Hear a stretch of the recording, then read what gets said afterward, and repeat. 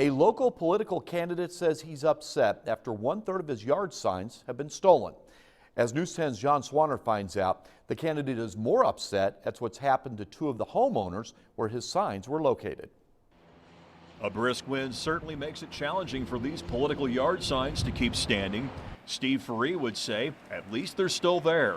The county council candidate had a sign in this patch of grass, but now it's gone. It's all over the city. They've taken them out in the county, taking some of my signs. Now, as you can see, Steve adjusted his signs to reflect his bid for county council this year, as he's using signs that he had last year for city council.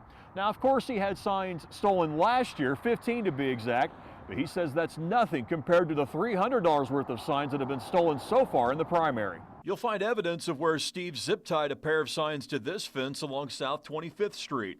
But it didn't stop there. The heavy concrete blocks sitting on top of these pillars were thrown into the homeowner's yard.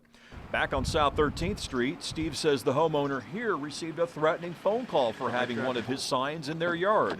In both instances, the homeowners are elderly. I don't think it's any of the my opponents doing it to me. I think it's just young kids. I hope it ain't no adults doing it, just out having a fun time. Other candidates we talked to also talked about having signs stolen.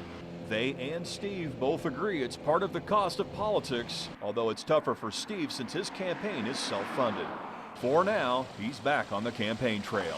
In Terre Haute, I'm John Swanner, News 10. Ferree says regardless of how his council campaign turns out, he also plans to run for Vigo County Sheriff in 2018.